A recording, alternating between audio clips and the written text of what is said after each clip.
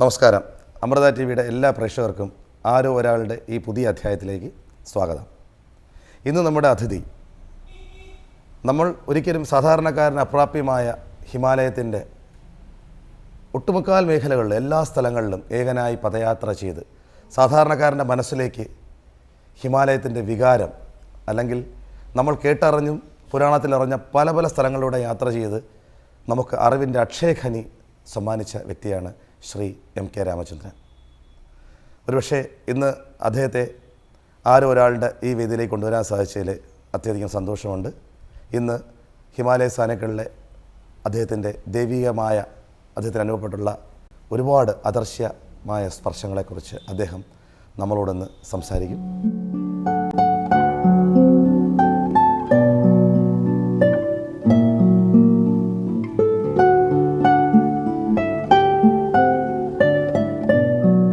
നമസ്തേ sir. നമ്മുടെ വിഷയം ആരോ ഒരാൾ. ശരിക്കും എനിക്ക് ഈ ഒരു വിഷയം ചെയ്യാൻ പ്രേരകമായതുപോലും സാറിൻ്റെ പുസ്തകം വായിച്ചിട്ടുണ്ടായതാണെന്ന് എനിക്ക് അഭിമാനത്തോടെ പറയാൻ പറ്റും. ഈ നമ്മുടെ ഈ വിഷയത്തിലേക്ക് കൊണ്ടുവരാൻ സാധിച്ചതിലും നേരത്തെ ഞാൻ ആദ്യം തുടക്കത്തിൽ പറഞ്ഞതുപോലെ അത്യധികം സന്തോഷമുണ്ട്.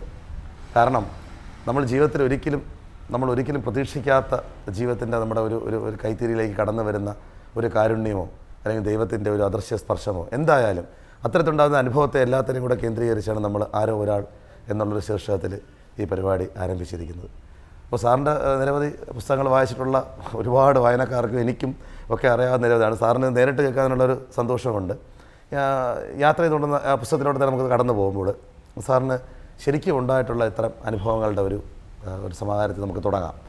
യഥാർത്ഥത്തിൽ ചതുർധാമങ്ങളിലേക്കുള്ള യാത്രകളിലൊന്നും എനിക്ക് ആദ്യത്തെ യാത്ര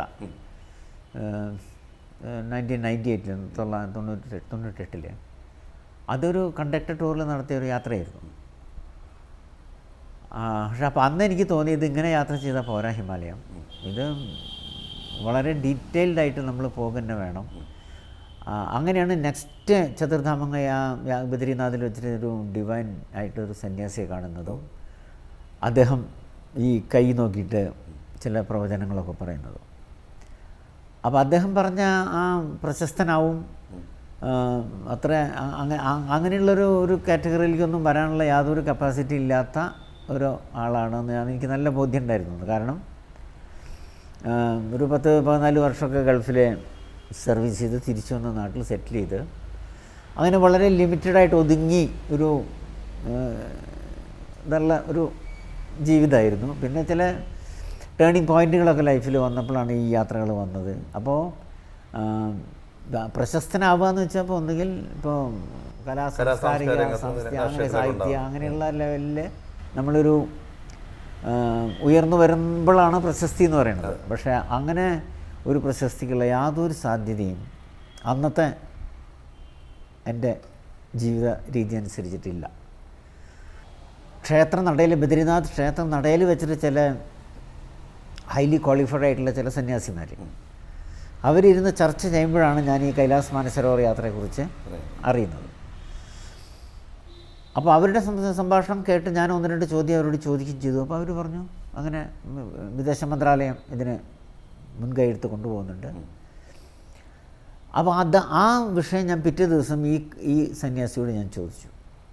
അപ്പോൾ അദ്ദേഹം അതവിടെ ഉണ്ട്, അത് നീയാകുന്നു എന്നുമാതിരിയുള്ള തത്വമസി എന്നുള്ള അതിൻ്റെ പറയാണ് ചെയ്തത്. നെക്സ്റ്റ് നാട്ടിലൊക്കെ വന്ന് ആ ജനുവരിയിലാണ് ഞാൻ കൈലാസ് മാനസരോവർ യാത്രയ്ക്ക് 2001 അപ്ലൈ ചെയ്തത്. അത് ലക്കിലി എനിക്ക് സെലക്ഷൻ കിട്ടി. അപ്പോൾ അന്ന് ഞങ്ങൾ എൻ്റെ ഗുരുനാഥൻ ഡോക്ടർ നാരായൺ പിഷാരി മാഷ് അവിടെ സംസ്കൃതം പഠിച്ചുകൊണ്ടിരിക്കുകയാണ്. അപ്പോൾ എനിക്ക് സെലക്ഷൻ ഉണ്ടെന്ന് പറഞ്ഞപ്പോൾ മാഷ് അദ്ദേഹത്തിന് ഒരുപാട് അത്രയധികം വെൽ നോൺ സ്കോളറാണ് മാഷ്. അപ്പോൾ പല സോഴ്സിൽ കൂടി മാഷ് ഇതിനെക്കുറിച്ച് അന്വേഷണം നടത്തി. കൈലാസ് മാനസരോവർ എവിടെയാണ്, എന്താണ് ഈ 35 ദിവസം നീണ്ടു നിൽക്കുന്ന യാത്ര. അപ്പോൾ ഭൂരിഭാഗം കോർണറിൽ നിന്ന് കിട്ടിയ ആൻസർ എന്തായിരുന്നു വെച്ചാൽ ഇതൊക്കെ കാളിദാസൻ്റെയും മറ്റ് ആർഷ കവികളുടെയും ഭാവനയാണ്. അതേമാതിരി തന്നെ പുരാണ കാലത്തോ മഹാമേരു പർവ്വതം നിലനിന്നിരുന്നു എന്ന് നമ്മുടെ ടെക്സ്റ്റുകളിൽ പറയുന്നുണ്ട്. മഹാമേരു ഇന്നില്ല.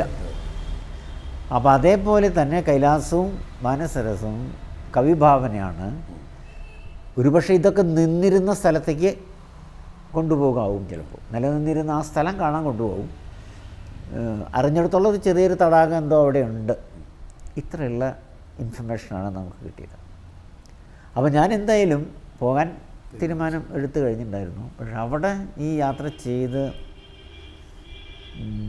ഈ 120 കിലോമീറ്ററിലധികം വിസ്തീർണമുള്ള മാനസരസും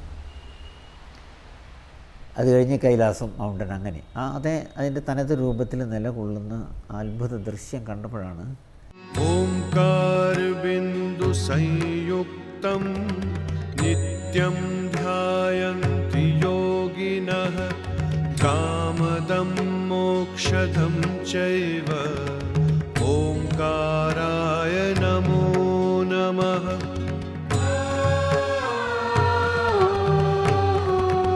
നമന്തി ഋഷയോ ദേവാ നമന്ത്യപ്യരസാം ഗണാഃ നരാ നമന്തി ദേവേശം നകാ